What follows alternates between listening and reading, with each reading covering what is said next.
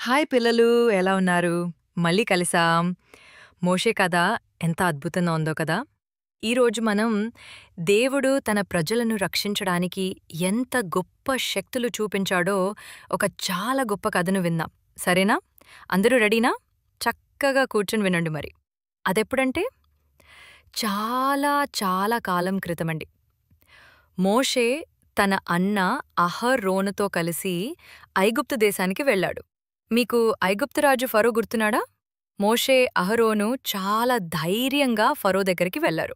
మోషే ఫరోతో, దేవుడు, ఇశ్రాయేలీయుల దేవుడు ఇలా చెప్తున్నాడు, నా ప్రజలను పంపించు, వాళ్ళు అరణ్యంలో నాకు పండుగ చెయ్యాలి అనన్నాడు. ఫరో వెంటనే కోప్పడ్డాడు. దేవుడా? ఇశ్రాయేలీయుల దేవుడా? నాకు అతని గురించి తెలియదు, నేను ఇశ్రాయేలీయులను అస్సలు పంపించును అని అహంకారంగా అన్నాడు. ఎంత మొండివాడో కదా పిల్లలు! ఫరో ఇశ్రాయేలును అస్సలు పంపించలేదు తెలుసా? సగదా ప్రజల పనిని ఇంకా పెంచేశాడు. వాళ్ళు గట్టివ్వకండి, ఇటుకలు గట్టిగా ఉండాలంటే వాటిలో గట్టి కలపాలి కదా, కానీ వాళ్ళు గట్టివ్వకండి, వాళ్లే గట్టి వెతుకని ఇటుకలు చేయాలి, వాళ్ళ పని అస్సలు తగ్గించవద్దు అని ఫరో క్రూరంగా ఆజ్ఞయించాడు. అయ్యో పాపం ఇశ్రాయేలీయులు, వాళ్ళ కష్టాలు ఇంకా పెరిగాయి. వాళ్ళు మోషేపై కోపడ్డారు. నువ్వు మా కష్టాలను ఇంకా పెంచావు అని నిందించారు. మోషేకి చాలా బాధవేసింది. దేవుడా, నా ప్రజల్ని ఎందుకిలా కష్టపెడుతున్నావు? నువ్వు వాళ్ళ రక్షించలేకపోతున్నావా అని దేవుడిని అడిగాడు. అప్పుడు దేవుడు మోషేతో, భయపడకు మోషే, నువ్వు నా శక్తిని ఇప్పుడు చూస్తావు. నేను గొప్ప అద్భుతాలు చేసి ఐగుప్తు నుండి నా ప్రజలను బయటికి తీసుకొస్తాను అని అభయమిచ్చాడు. దేవుడు మాటేస్తే ఎంతైనా చేస్తాడు కదా పిల్లలు! దేవుడు మోషే అహరోన్లను ఫారో దగ్గరికి మళ్ళీ వెళ్ళమని చెప్పాడు. అహరోను దేవుని మాట విని తన కర్రను ఫారో ముందు కింద వేయగానే, అమ్మో, అదొక పెద్ద పాముగా మారిపోయింది. ఫారో మంత్రగాళ్ళు కూడా వాళ్ళ కర్రలను పాములుగా మార్చారు. కానీ తెలుసా పిల్లలు, అహరోను పాము వాళ్ళ పాములను అస్సలు మింగేసింది. చూసారా దేవుని శక్తిని? అయినా ఫారో హృదయం కరగలేదు. అతను అస్సలు దేవుడిని నమ్మలేదు. అప్పుడు దేవుడు ఐగుప్తుపై తెగుళ్లు పంపడం మొదలుపెట్టాడు. మొదటి తెగులు, మోషే తన కర్రతో నైలు నదిని కొట్టగానే ఏమైందో తెలుసా? నదిలోని నీళ్లన్నీ రక్తముగా మారిపోయాయి. ఎంత భయంకరం కదా పిల్లలు! నదిలో చేపలన్నీ చనిపోయాయి. నీళ్లు తాగడానికి కూడా పనికిరాలేదు.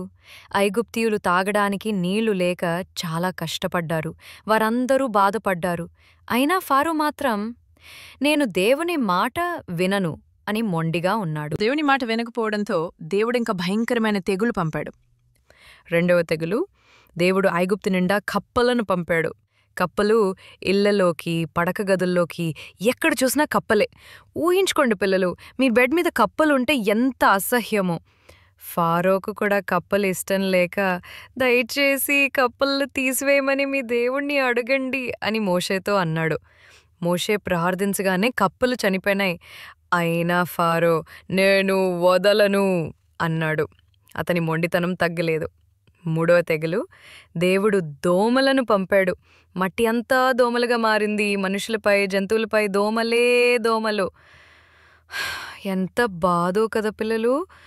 మంత్రగాళ్ళు కూడా ఈ దోమలను ఆపలేకపోయారు. వాళ్ళు, ఇది మా వల్ల కాదు, ఇది దేవుని గొప్ప శక్తే అని ఫారోతో చెప్పారు.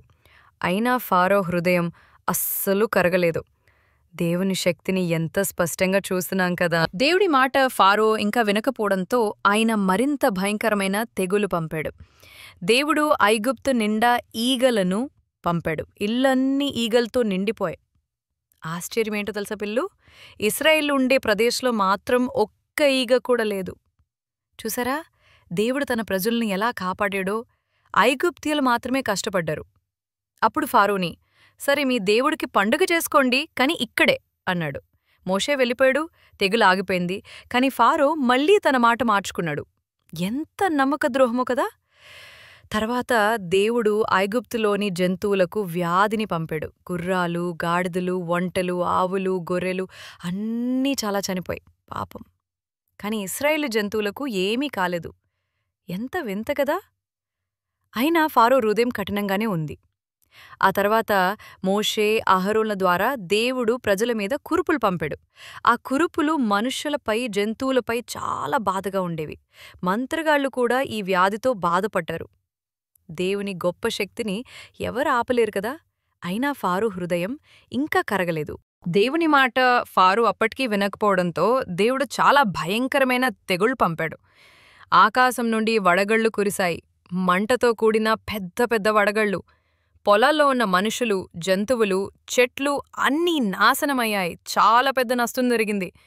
నేను తప్పు చేశాను, దేవుడు మంచివాడు, దయచేసి తెగులు ఆపండి అని ఫారో మోషేతో అన్నాడు. మోషే ప్రార్థించగానే వడగళ్లు ఆగిపోయాయి. కాని తెగులు పోగానే ఫారో మళ్లీ తన మాట మార్చుకున్నాడు. అప్పుడు దేవుడు మిడతలను పంపాడు. మిడతలు ఆకాశాన్ని కప్పేశాయి. మిడతలు పొలాల్లో మిగిలిన చెట్ల ఆకులను, పండ్లను అన్నీ తినేశాయి. ఐగుప్తులో పచ్చనిది ఏదీ మిగిలలేదు. ఎంత భయంకరం కదా. అయినా ఫారో హృదయం ఇంకా కఠినంగానే ఉంది. అతను ప్రజలను పంపించడానికి అస్సలు ఒప్పుకోలేదు.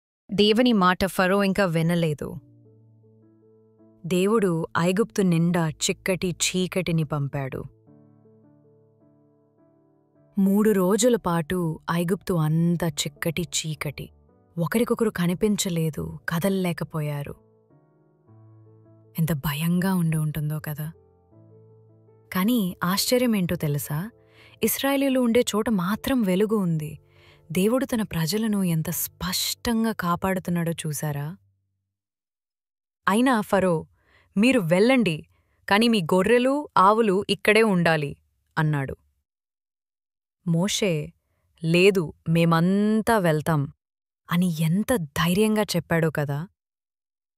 అప్పుడు దేవుడు మోషేకు చివరి 10వ తెగులు గురించి చెప్పాడు. ఈ తెగులు చాలా భయంకరమని తెలుసా పిల్లలు? ప్రతి ఇంటిలో మొదటి కుమారుడు, మొదటి జంతువు చనిపోతాయని దేవుడన్నాడు. అయ్యో, ఇది వినడానికే చాలా భయంగా ఉంది కదా. ఐగుప్తులో ఉన్న అందరూ బాధపడతారు కదా. దేవుడు తన ప్రజలైన ఇశ్రాయేలీయులకు ఒక రక్షణ మార్గాన్ని చూపించాడు. ప్రతి కుటుంబం 1 సంవత్సర వయసున్న గొర్రెపిల్లను చంపి దాని రక్తాన్ని తమ ఇంటి ద్వారబంధాలకు, అంటే తలుపు పైన పక్కన పూయమని చెప్పాడు. మోషే దేవుడు చెప్పినట్లే ఇశ్రాయేలీయులందరికీ చెప్పాడు. వారు దేవుని మాట విని అలాగే చేశారు. వాళ్లకి దేవుని మీద ఎంత నమ్మకమో కదా. ఆ తరువాత ఐగుప్తులో ఒక రాత్రి దేవుని దూత వెళ్ళినప్పుడు ఎవరి ఇంటి ద్వారబంధానికి రక్తం పూసి ఉందో ఆ ఇంటిని దాటి వెళ్ళిపోయాడు. ఆ ఇంట్లో ఎవరూ చనిపోలేదు. కాని రక్తం పూయని ప్రతి ఐగుప్తింటిలో పెద్ద కుమారుడు, మొదటి జంతువు చనిపోయాయి. ఫరో కూడా తన పెద్ద కొడుకును కోల్పోయాడు. అప్పుడు ఐగుప్త్ అంతా పెద్ద రోదన వినిపించింది. ఎంత బాధో కదా. అప్పుడు ఫరో చాలా చాలా భయపడిపోయాడు. తెల్లవారేసరికి మోషేను పిలిచి, లేవండి, నా దేశం నుండి వెంటనే వెళ్ళిపోండి, మీరు ఇశ్రాయేలీయులు అందరూ వెళ్ళండి అని ఆజ్ఞ ఇచ్చాడు. అలా దేవుడు తన ప్రజలైన ఇశ్రాయేలీయులను ఐగుప్తు బానిసత్వం నుండి విడిపించాడు. చూసారా పిల్లలు, దేవుడు తన ప్రజలను ఎంత గొప్పగా కాపాడాడో. ఆయనకు సాధ్యం కానిదేదీ లేదు. ఆయన మాట వింటే ఆయన మనల్ని ఎప్పుడూ కాపాడుతూనే ఉంటాడు. మనం కేవలం ఆయనను నమ్ముకుంటే చాలు. ఆయనకు మన జీవితం కోసం ఒక మంచి ప్రణాళిక ఎప్పుడూ ఉంటుంది. విన్నారు కదా పిల్లలు. ఈ కథ మీకు నచ్చిందని ఆశిస్తున్నాను. వచ్చే వారం మళ్ళీ ఇంకో కొత్త బైబిల్ కథతో కలుద్దాం. అప్పటి వరకు టాటా, బాయ్ బాయ్.